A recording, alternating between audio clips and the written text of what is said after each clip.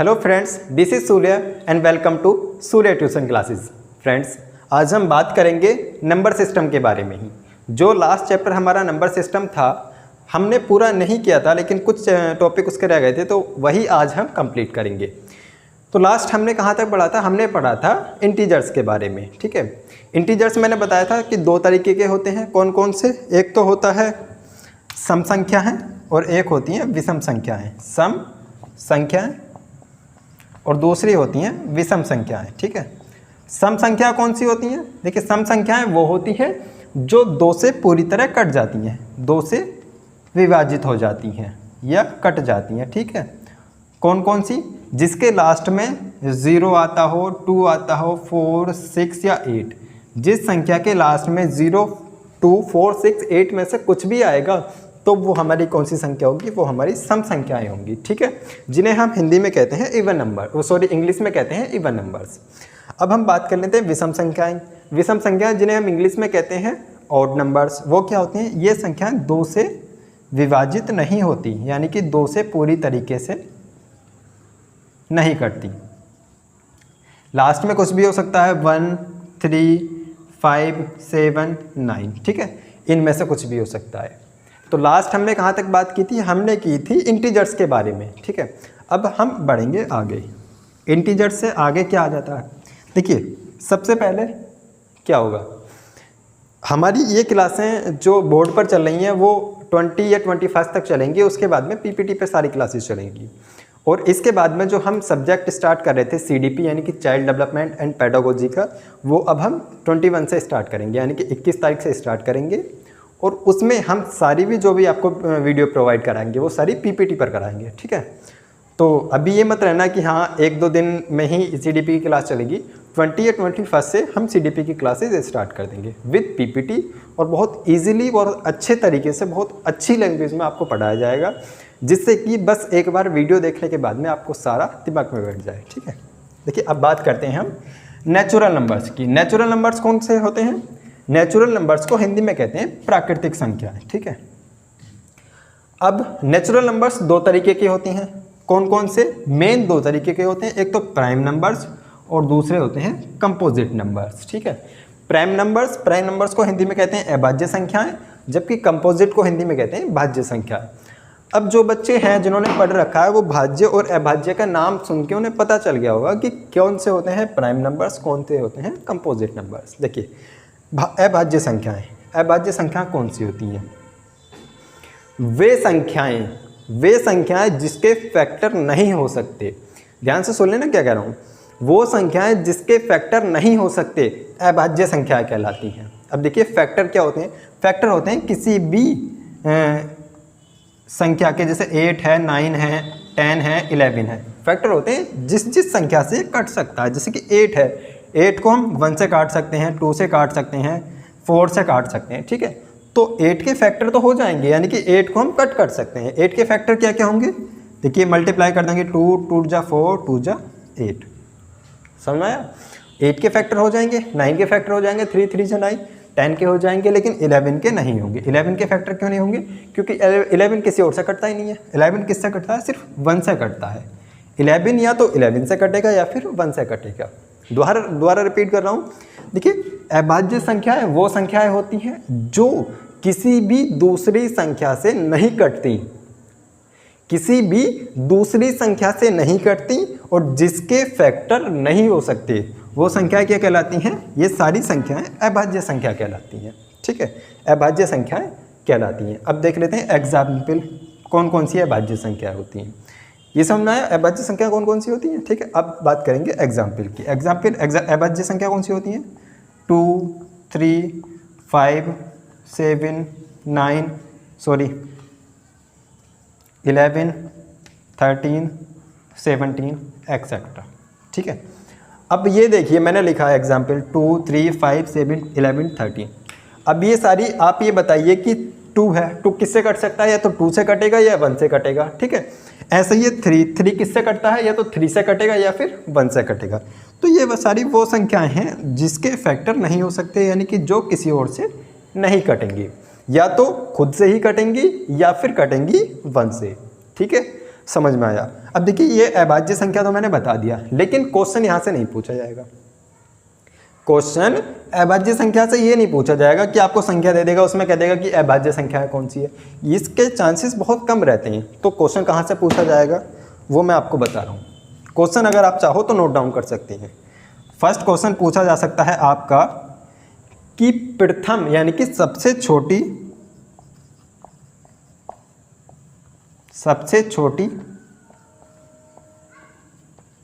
अभाज्य संख्या कौन सी है, सबसे छोटी अभाज्य संख्या। अब मैंने आपको ये एग्जाम्पल बताया अभाज्य संख्या के, ये सारे एग्जाम्पल बताए है ना। अब आप मुझे इसमें से देख के बताइए कि सबसे छोटी आपके हिसाब से अभाज्य संख्या कौन सी है। तो सबसे छोटी कौन सी है अभाज्य संख्या? 2 है।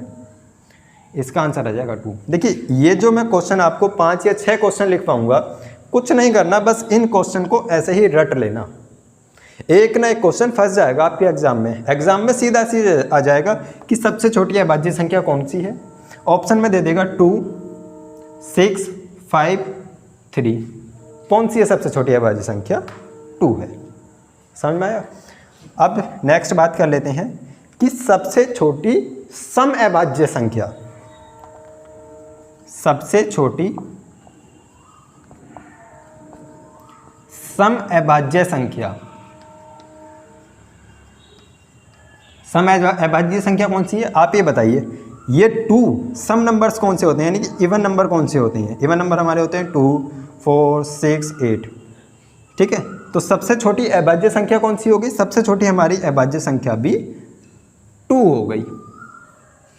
यहाँ तक तो समझ आया। सबसे छोटी अभाज्य संख्या कौन सी हो गई हमारी? 2 हो गई। अब नेक्स्ट क्वेश्चन पूछ सकता है इसमें कि सबसे छोटी विषम अभाज्य संख्या। देखिए विषम अभाज्य संख्या, अब मैंने बताया था सम अभाज्य संख्या, सम तो 2 हो गई। अब क्वेश्चन ये भी तो पूछ सकता है कि सबसे छोटी विषम अभाज्य संख्या, तो विषम कौन सी होती है? जो 2 से नहीं कटते। तो सबसे छोटी विषम अभाज्य संख्या 3, 5, 7, इसमें क्या है? 3 है। तो सबसे छोटी विषम अभाज्य संख्या कौन सी हो गई? 3 हो गई। यहाँ तक समझ में आया। अब एक क्वेश्चन और पूछ सकता है, क्या कि 3 क्रमागत, यानी कि 3 क्रमागत का मतलब कि ये पूछ लेगा क्वेश्चन में कि क्रमागत विषम अभाज्य संख्या कौन सी होती है। ये जो क्वेश्चन लिखवा रहा हूँ ना, ऐसे ही रट लेना। एक ना एक क्वेश्चन आपके यूपी टेट हो, सी टेट हो, सुपर टेट हो, एक ना एक क्वेश्चन आपका यहाँ से जरूर फंस जाएगा। एक क्वेश्चन जरूर फंस जाएगा आपका यहाँ से। नेक्स्ट क्वेश्चन है कि क्रमागत विषम संख्याएं, क्रमागत विषम अभाज्य संख्या, क्रमागत विषम अभाज्य संख्या। क्रमागत का मतलब क्या होता है? क्रमागत का मतलब होता है जो क्रम से चलती हैं, जो कंटिन्यू चलती हैं। जैसे कि क्रमागत कौन सी हैं? 1, 2, 3, 4, 5, ये सारी क्रमागत संख्याएं हैं। लेकिन उसमें क्या पूछा है? क्रमागत विषम। पहले बात कर लेते हैं विषम क्रमागत, है ना। विषम कौन सी होती हैं? 2, 3, 5, 7, 9, 11, ये विषम संख्याएं हैं। विषम संख्याएं वो होती हैं जो 2 से नहीं कट सकती। तो विषम क्रमागत अभाज्य संख्याएं ये हैं सारी क्रमागत अभाज्य संख्याएं। तो विषम क्रमागत अभाज्य संख्या कौन कौन सी हो गई हमारी? ये 3, 5 और 7। ये बताइए यहाँ तक समझ में आया या नहीं। अगर आपको क्लास के टाइम पे कुछ भी समझ में नहीं आता है, आप तुरंत कमेंट करिए, आपका तुरंत रिप्लाई दिया जाएगा। ठीक है, यहाँ तक आपकी समझ में आया। अब विषम संख्या से ही एक क्वेश्चन ये भी पूछ लेता है कि विषम संख्या कितनी होती है। हमें तो पता नहीं कितनी होती है, क्योंकि अनंत तक होती हैं, कहाँ तक काउंट करेंगे। तो सीधा क्वेश्चन ये पूछ लेगा कि 1 से 50 तक की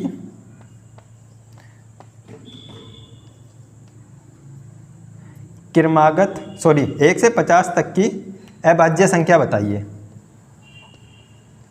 1 से 50 तक की अभाज्य संख्या बताइए। कुछ नहीं करना, इसे सीधे रट लेना है। कितनी होती है? 15। पहले आप निकालोगे 1 से 50 तक की अभाज्य संख्या, 2, 3, 5, 7, 11, 13, 17 मत निकालो, सीधा क्वेश्चन याद करा। 1 से 50 तक की अभाज्य संख्या कितनी होती हैं? 15 आंसर। ठीक है, अब नेक्स्ट क्वेश्चन आ सकता है कि 51 से 100 तक की अभाज्य संख्या कितनी होती हैं? 10। ये क्वेश्चन जो मैं आपको बता रहा हूँ ना, 5 क्वेश्चन होगा, इन्हें रट लेना ऐसे, कुछ और नहीं करना, इन्हें ऐसे ही रट लेना, एक आध क्वेश्चन जरूर फंस जाएगा। ठीक है, तो कितने हो गए? 10। ऐसे भी तो पूछ सकता है 1 से 50 तक की तुम्हारी 15 हो गई और 51 से 100 तक की 10 हो गई। तो क्वेश्चन में ये भी तो पूछ सकता है कि 1 से 100 तक की अभाज्य संख्या। अब इतना कॉमन सेंस तो अब में है कि 15 51 तक हो गई, 10 यहाँ तक, तो कितनी हो जाएंगी? 25 अभाज्य संख्या, यानी कि प्राइम नंबर्स आपके समझ में आ गए होंगे, ये मैं उम्मीद करता हूँ। ठीक है, अब हम बढ़ते हैं आगे।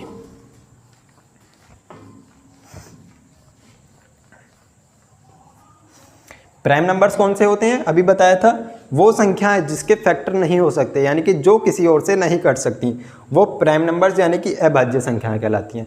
भाज्य संख्याएं कौन सी होती हैं? जो भाग हो जाती हैं, यानी कि जिसके फैक्टर हो जाते हैं।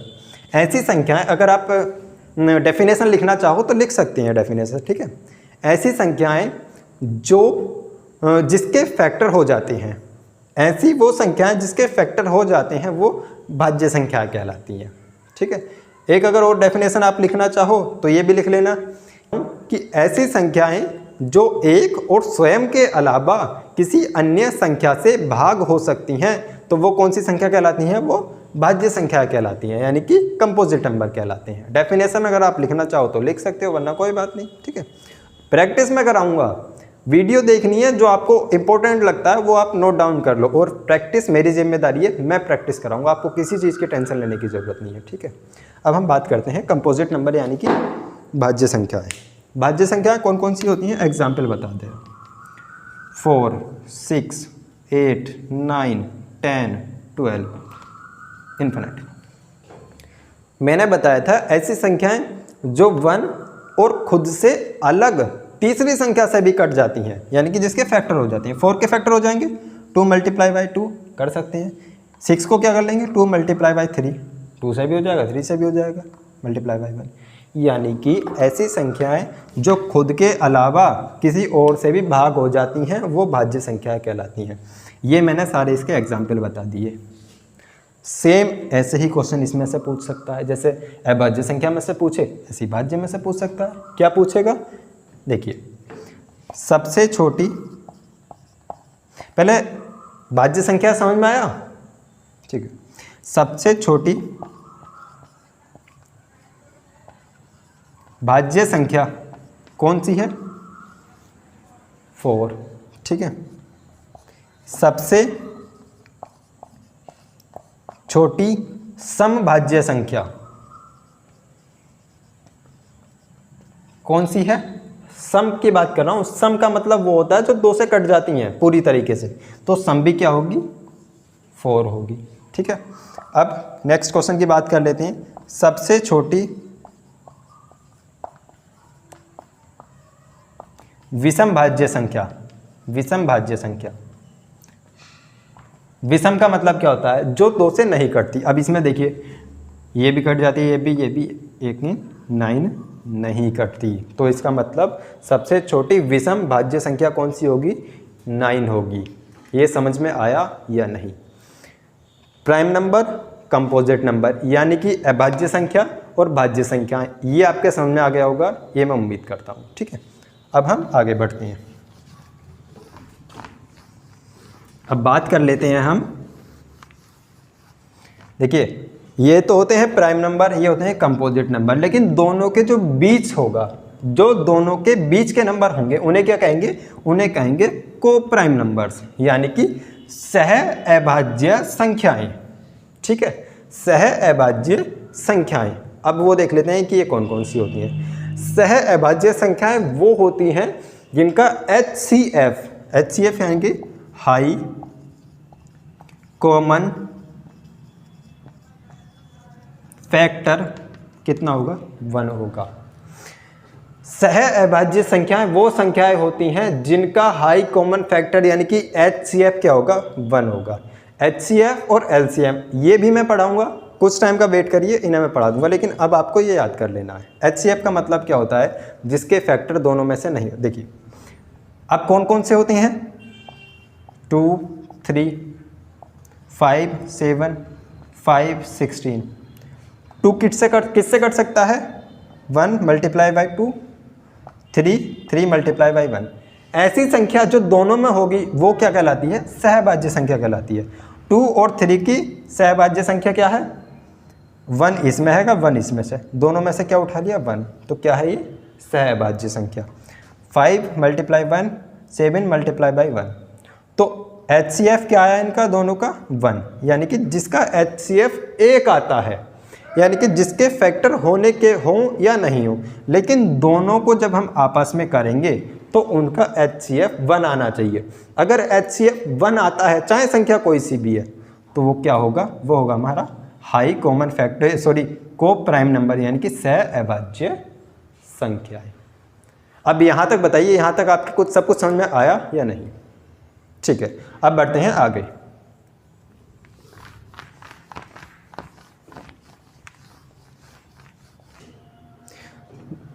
देखिए अब आता है परफेक्ट नंबर्स, यानी कि पूर्ण संख्याएं। पूर्ण संख्या किसे कहते हैं, अब आता है परफेक्ट नंबर्स।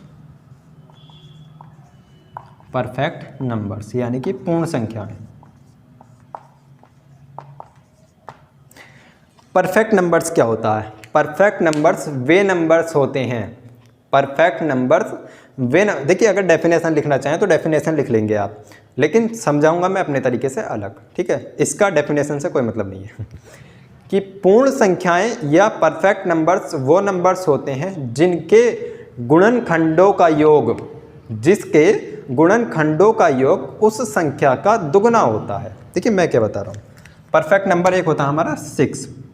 मैंने क्या बताया कि परफेक्ट नंबर्स वो नंबर्स कहलाते हैं जिसके गुणनखंडों का योग, गुणनखंड का मतलब क्या होता है कि जिससे ये नंबर कट सकता है। अब देखिए 6 किससे कट जाएगा, 1 से कट जाएगा, आराम से कट सकता है, 2 से भी कट जाएगा, 3 से भी कट जाएगा और 6 से भी कट जाएगा।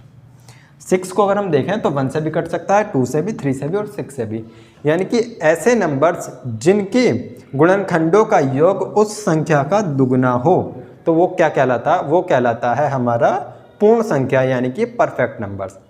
अब चेक कर लेते हैं, क्या बताया मैंने, इनका योग 1 और 2 3, 3 और 3 6 और 6 12, यानी कि पूर्ण संख्या के गुणनखंडों का योग कितना है, उस संख्या से दुगना है। दुगना आया तो ये क्या कहलाएगी, हमारी परफेक्ट नंबर्स कहलाएगी। ठीक है, अब परफेक्ट नंबर्स कुछ होते हैं, आपको सारे याद करने की ज़रूरत नहीं है, वो भी हम बताएंगे कौन कौन से होते हैं। 2 नंबर याद कर लीजिए आप, किस पहला होता है 6, फिर होता है 28, फिर होता है 492। बस यहाँ तक याद कर लीजिए और मत याद करिए, ठीक है। 6, 28, 496। अब क्वेश्चन पूछ सकता है कि सबसे छोटी पूर्ण संख्या, तो सबसे छोटी या एक अंक की, सबसे छोटी या एक अंक की पूर्ण संख्या कौन सी होती है, एक अंक की एक ही होती है, कौन सी होती है, 6। तो एक अंक की पूर्ण संख्या होगी 6। ठीक है, नेक्स्ट क्वेश्चन पूछ सकता है कि 2 अंकों की पूर्ण संख्या, 2 अंक की पूर्ण संख्या क्या होती है, 28। तो 2 क्वेश्चन ऐसे पूछ लेगा। अब ये बताइए समझ में आया या नहीं। देखिए परफेक्ट नंबर्स वो नंबर्स कहलाते हैं जिनके गुणनखंडों का योग, यानी कि जिस संख्या, सपोज करिए हमारा 6 है, 6 के गुणनखंडों का योग, मतलब 6 किस किस से कट सकता है, 6 किस किस से कट सकता है, वो होते हैं इसके गुणनखंड। तो उनका योग मतलब ऐड, उनका जोड़ना, उनका योग क्या होगा, उस संख्या का दुगना होगा, तो वो हमारी होगी परफेक्ट नंबर्स। अब बात करेंगे हम कॉम्प्लेक्स नंबर्स की। कॉम्प्लेक्स नंबर, देखिए कॉम्प्लेक्स नंबर कौन से होते हैं, कॉम्प्लेक्स नंबर यानी कि इन्हें हिंदी में कहते हैं सम्मिश्र संख्याएं। कल क्या करेंगे हम, फर्स्ट चैप्टर यानी कि नंबर सिस्टम के जितने भी प्रीवियस ईयर के क्वेश्चन हैं वो हम सारे करेंगे। ठीक है, कल क्लासेज ये नहीं चलेंगी, समझाया कुछ नहीं जाएगा, सिर्फ प्रीवियस ईयर के क्वेश्चन करेंगे और उन्हीं को हम समझाएंगे। उसके बाद में जैसे जैसे हमारी क्लासेज चलती हैं ऐसे ही कंटिन्यू रहेंगी। सम्मिश्र संख्याएं कौन कौन सी होती हैं? देखिए मैंने आपको बताया था रियल नंबर और इमेजिनरी नंबर।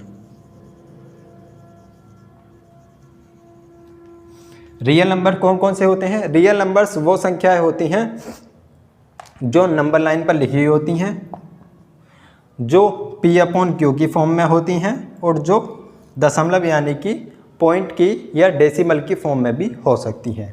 इमेजिनरी नंबर वो होती हैं जो अंडर रूट में होती हैं या जो I की फॉर्म में होती हैं। ये आपको पता है, जो I की फॉर्म में होती है। अब सम्मिश्र संख्याएं क्या होती हैं? देखिए सम्मिश्र संख्याएं वो संख्याएं कहलाती हैं जो रियल नंबर और इमेजिनरी नंबर का योग होगा, यानी कि इनका ऐड होगा। एग्जाम्पल देख लेते हैं इसका, क्या है? 4 + 3i, ये क्या होगा हमारा? सम्मिश्र संख्या यानी कि कॉम्प्लेक्स नंबर होगा।